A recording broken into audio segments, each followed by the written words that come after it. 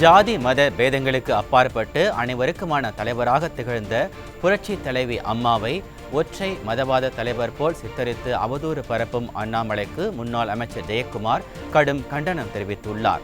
இது தொடர்பான கூடுதல் விவரங்களோடு இணைகிறார் நமது தலைமை செயலாளர் ஜெயக்குமார். வணக்கம் ஜெயக்குமார், இதை பற்றிய விவரங்களை எங்களுக்கு சொல்லுங்க. வணக்கம் பாரதி.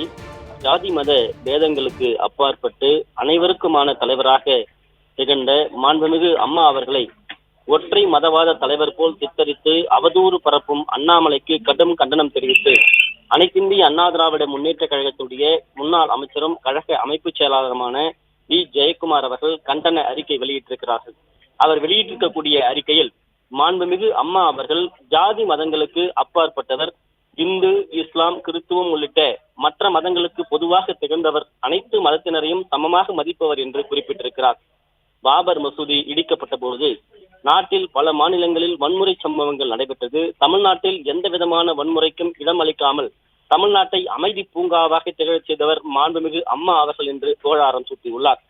பாஜக மாநில தலைவர் திரு அண்ணாமலை தன்னை அடையாளப்படுத்திக் கொள்ள வேண்டும் என்று மாண்புமிகு அம்மா அவர்கள் மீது அவதூறு பரப்பும் நோக்கில் ஒற்றை மதவாதத்தை சார்ந்த தலைவர் போல் பேட்டி கொடுப்பது கடும் கண்டனத்துக்குரியது என்று குற்றம் சாட்டியிருக்கிறார். புரட்சி தலைவர் வழியில் எல்லோரும் எல்லாமும் பெற வேண்டும், இங்கு இல்லாமை இல்லாத நிலை வேண்டும் என்கிற திராவிட கோட்பாட்டின் அடிப்படையில் பொற்கால ஆட்சியை தந்தவர் மாண்புமிகு புரட்சி தலைவி அம்மா அவர்கள் என்று குறிப்பிட்டிருக்கிறார். மாண்புமிகு அம்மா அவர்கள் தமது ஆட்சி காலத்தில் முதலாக திருக்கோயில்களில் அன்னதான திட்டத்தை துவக்கி வைத்தார்கள் என்றும், புனித ரமலான் மாதத்தில் பள்ளி வாசலருக்கு நோன்பு கஞ்சி தயாரிக்க அரிசி வழங்கும் திட்டம் 2001ஆம் ஆண்டு மாண்புமிகு புரட்சி தலைவி அம்மா அவர்களால் துவங்கப்பட்டது என்றும், புதிதாக வகுப்பு நிறுவன மேம்பாட்டு நிதி உருவாக்கப்பட்டு 3 கோடி ரூபாய் நிதி வழங்கப்பட்டது என்றும், வகுப்பு வாரியத்திற்கு வழங்கப்படும் ஆண்டு நிர்வாக மானியம் அம்மா அவர்களால் 1 கோடி ரூபாயாக உயர்த்தி தரப்பட்டது என்றும் அவர் குறிப்பிட்டிருக்கிறார். மாண்புமிகு அம்மா அவர்கள் தமது ஆட்சி காலத்தின் போது கிறிஸ்தவர்கள் புனித ஸ்தலமான ஜெருசலம் சென்று வருவதற்கு அரசு நிதி உதவி அளிக்கும் திட்டத்தை ஆரம்பித்து வைத்தார்கள் என்றும் அவர் குறிப்பிட்டிருக்கிறார். மாண்புமிகு அம்மா அவர்கள் அனைத்து மதங்களைச் சேர்ந்த மக்களை பாதுகாப்பதிலும் அவர்களுடைய நம்பிக்கைகளை மதித்து போற்றுவதிலும் எவ்வித சமரசத்திற்கும் இடமின்றி உறுதியாக இருந்திருக்கிறார்கள் என்றும், தமிழ்நாடு அரசியல் உள்ளவரை அனைத்து மக்களுக்கும் பொதுவான தலைவராம் மாண்புமிகு அம்மா அவர்களுடைய நெடும்புகழ் அவ்வண்ணமே நிலைத்து நிற்கும் என்றும் அவர் குறிப்பிட்டுள்ளார்.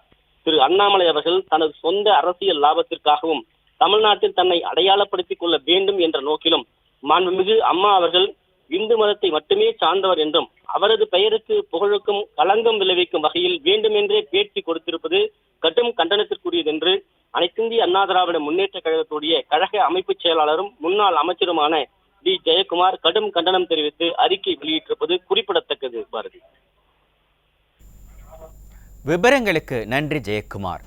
ஜாதி பேதங்களுக்கு அப்பாற்பட்டு அனைவருக்குமான தலைவராக திகழ்ந்த புரட்சி தலைவி அம்மாவை ஒற்றை மதவாத தலைவர் போல சித்தரித்து அவதூறு பரப்பும் அண்ணாமலைக்கு முன்னாள் அமைச்சர் ஜெயக்குமார் கடும் கண்டனம் தெரிவித்துள்ளார். இதனை அண்மை செய்தியாக பார்த்தோம்.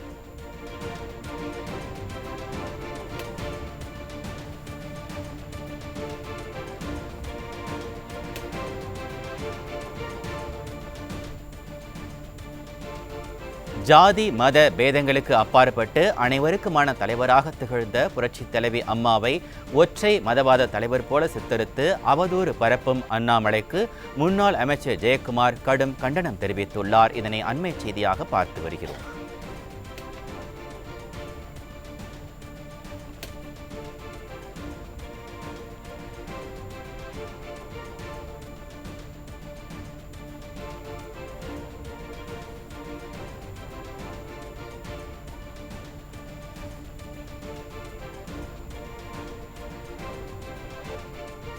சாதி மத பேதங்களுக்கு அப்பாற்பட்டு அனைவருக்குமான தலைவராக திகழ்ந்த புரட்சி தலைவி அம்மாவை ஒற்றை மதவாத தலைவர் போல சித்தரித்து அவதூறு பரப்பும் அண்ணாமலைக்கு முன்னாள் அமைச்சர் ஜெயக்குமார் கடும் கண்டனம் தெரிவித்துள்ளார். இதனை அண்மை செய்தியாக பார்த்து வருகிறோம்.